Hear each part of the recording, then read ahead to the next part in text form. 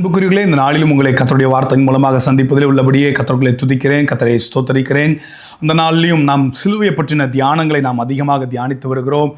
சிலுவை சிலருக்கு பைத்தியமாக, சிலருக்கு இடரலாக காணப்பட்டது. சிலுவை பற்றின உபதேசம் கெட்டுப்போர்களுக்கு பைத்தியமும், ரட்சிக்கப்படுகிற நமக்கும் அது தேவ பலனாக இருக்குது என்று சொல்லி 1 கொரிந்தியர் 1:18 நாம் வாசித்து அதன் அடிப்படையில் 1 கொரிந்தியர் 2:2 சிலுவையை பற்றி, சிலுவையில் அறைந்த அவரையே அன்றி வேறு ஒன்றையும் உங்களுக்கு தெரிந்து கொள்ள எனக்கு மனமில்லை என்று சொல்லி அப்போஸ்தலனாகிய பவுல் கொரிந்து சபைக்கு சொன்ன அந்த வார்த்தையை நாம் ஆதாரமாக எடுத்துக்கொண்டு நாம் தியானித்து கொண்டிருக்கிறோம். அவரை தெரிந்து கொள்ளுகிற வண்ணமாக ஆண்டவர் இயேசு கிறிஸ்து நேற்றைய தினத்தில் நாம் தியானித்தோம்.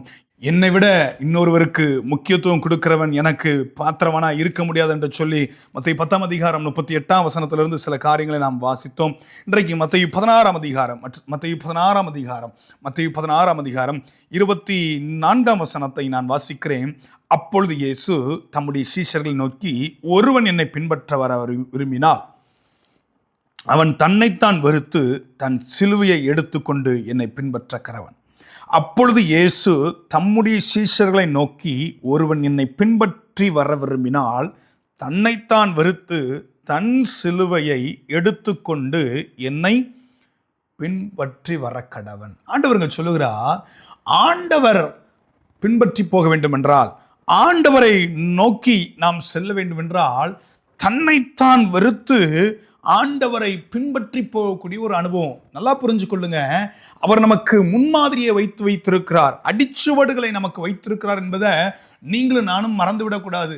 1 பேதுருவின் புத்தகம் 2:21 அங்கே பேதுரு இப்படியாக எழுதுகிறார், இதற்காக நீங்கள் அழைக்கப்பட்டும் இருக்கிறீர்கள், ஏனெனில் கிறிஸ்து உங்களுக்காக பாடுபட்டு நீங்கள் தம்முடைய அடிச்சுவடுகளை தொடர்ந்து வரும்படி உங்களுக்கு மாதிரியை பின் வைத்து போனார். அவர் போன பாதையிலே தன்னைத்தான் வெறுத்து தன் சிலுவை சுமந்து வர கடவன் சொன்னுகிற ஆண்டவர் நம்மை அப்படியே நிராதிபானியாக கைவிட்டு போகவில்லை, நம்மோடு கூட பிரயாணப்படுகிற ஆண்டவராக இருக்கிறார். சோதிக்கப்படுகிற எவனோ தேவனால் சோதிக்கப்படுவேன் என்று சொல்லாதிருப்பானாக சொல்லுகிற ஆண்டவர் உபத்திரவப்படுகிற உபத்திரவத்தை அற்பமா எண்ணாமலும் அருவருக்காமல் இருக்கக்கூடிய ஆண்டவராகியும் இருக்கிறார். சோதனையோடு கூட தப்பித்துக்கொள்ள போக்கை உண்டு பண்ணக்கூடிய ஆண்டவராயும் இருக்கிறார் என்பதை நம்ம மறந்துவிடக்கூடாது.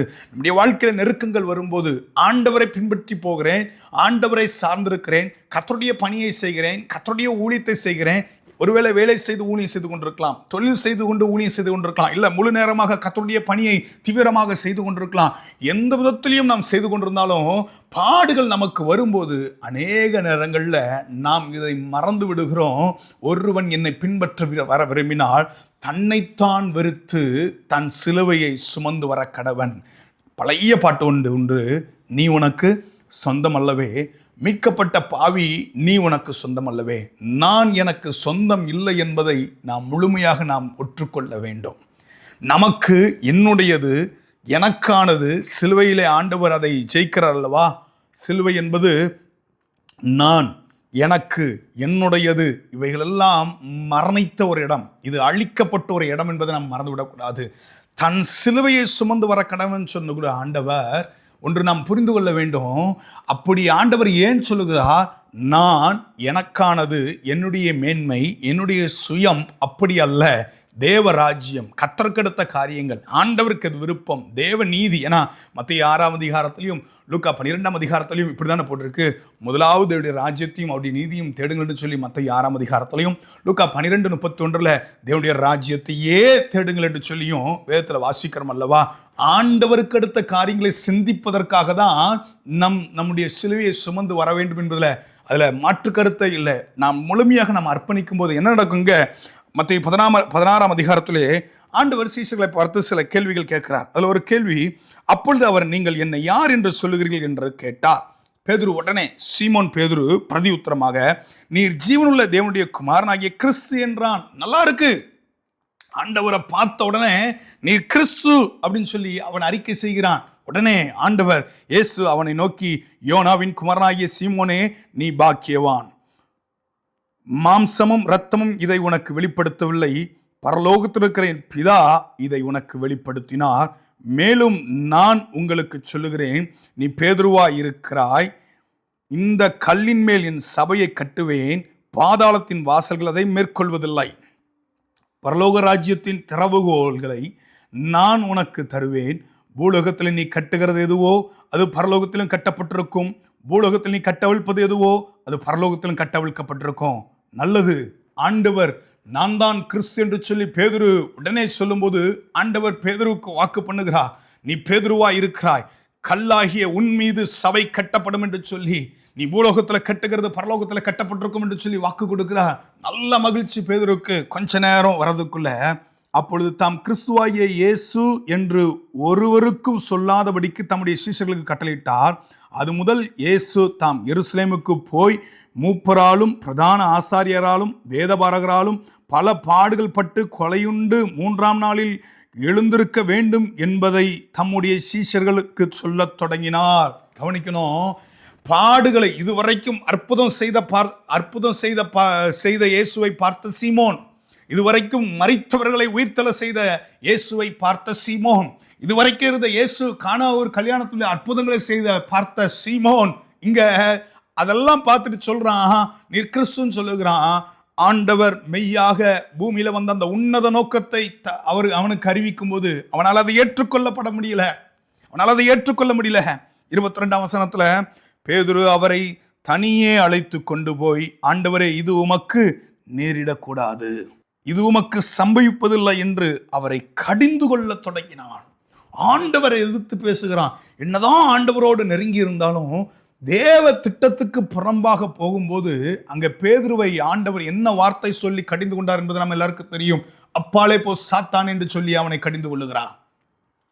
கொஞ்ச நேரத்துக்கு முன்னாடி ஆவில் அனலாயிருக்கும் போது நீர் கிறிஸ்து என்று சொல்லி அறிக்கையிட்ட பேதுரு கொஞ்ச நேரத்திற்குள்ளே பாடுகள் வரும், உபத்திரவங்கள் வரும், நிந்தைகள் வரும் என்று சொன்ன உடனே 3ஆம் நாள் நான் உயிர் தெழுவேன் என்று சொல்ல உடனே அவனால் அதை ஏற்றுக்கொள்ள முடியவில்லை. தெய்வ பிள்ளைகளே, நம்முடைய வாழ்க்கையில கூட வேதம் சொல்லுகிறது, நீதிமானுக்கு வரும் துன்பங்கள் அநேகமாயிருக்கிறது.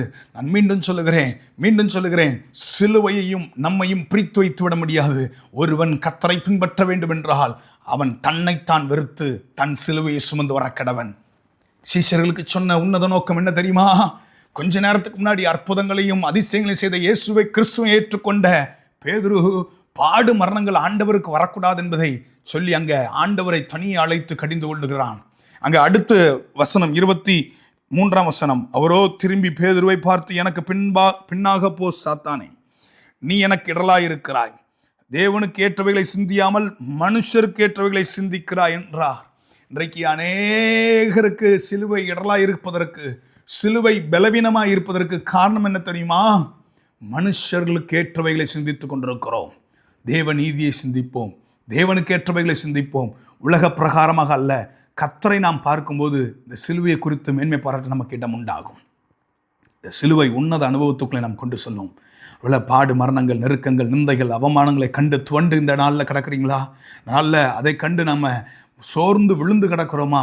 எழும்புங்க உங்கள் படுக்கையிலிருந்து. நான் தயவாக சொல்கிறேன், சிலுவையை நாம் மேன்மை பாராட்டுவோம். எனக்காக கிறிஸ்து மரித்திருக்கிறார் என்று சொல்லி உன்னத அனுபவங்களை கொண்டு எழும்புவோம். சிலுவையை பற்றின உபதேசம் கெட்டு போர்களுக்கு பைத்தியமாக இருக்கிறது, ரட்சிக்கப்படுகிற நமக்கோ அது தேவ பலனாக இருக்கிறது. அப்படி சொல்லிட்டு தான் பேதுருவை பார்த்தோம், மற்ற சீஷர்களை பார்த்து 24ஆம் வசனத்திலே, மத்தேயு 16ஆம் அதிகாரம் 24ஆம் வசனத்தை நான் மீண்டும் வாசிக்கிறேன். அப்பொழுது இயேசு தம்முடைய சீஷர்களை நோக்கி, ஒருவன் என்னை பின்பற்றி வர விரும்பினால் அவன் தன்னைத்தான் வெறுத்து தன் சிலுவையை எடுத்துக்கொண்டு என்னை பின்பற்றி வர கடவன்.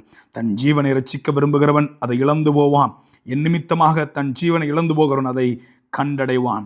மனுஷன் உலகம் முழுவதையும் ஆதாயப்படுத்தி கொண்டாலும் தன் ஜீவனை நஷ்டப்படுத்தினால் அவனுக்கு லாபம் என்ன? மனுஷன் தன் ஜீவனுக்கு ஈடாக எண்ணத்தை கொடுப்பான். தயவாக நான் சொல்லுகிறேன், ஆண்டவர் நமக்காக ரத்தம் சிந்தி மரித்த அந்த உன்னத நோக்கத்தை நாம் இழந்துவிடக்கூடாது.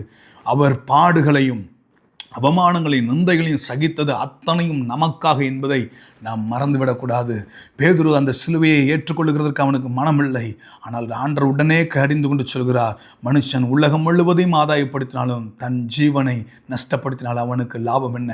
ஒருவன் என்னை பின்பற்ற விரும்பினால் தன்னைத்தான் வெறுத்து தன் சிலுவை சுமந்து வர கடவன்.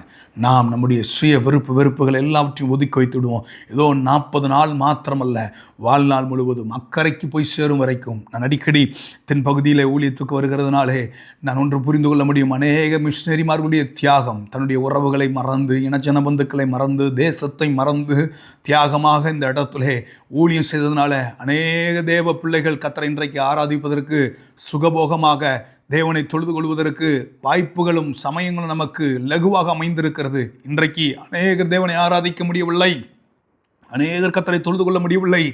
தேவ பிள்ளைகளாகிய நீங்களும் நானும் எதை இழக்கப் போகிறோம்? கிறிஸ்துவுக்காக. வேதம் சொல்லுகிறது, கிறிஸ்துவுக்காக இழந்தவர் தரித்திரரானதில்லை என்று சொல்லி சிலுவையை நாம் சுமப்போம். தன் சிலுவையை சுமந்து பின்பற்றி வர கடவன் என்று சொல்லி வேதத்தில் வாசிக்கிறோம். நாம் நம்மை அர்ப்பணிப்போமா? கண்களை மூடி, தகப்பனே நன்றியோடு கூட துதிக்கிறோம், நாங்கள் ஸ்தோத்தரிக்கிறோம்.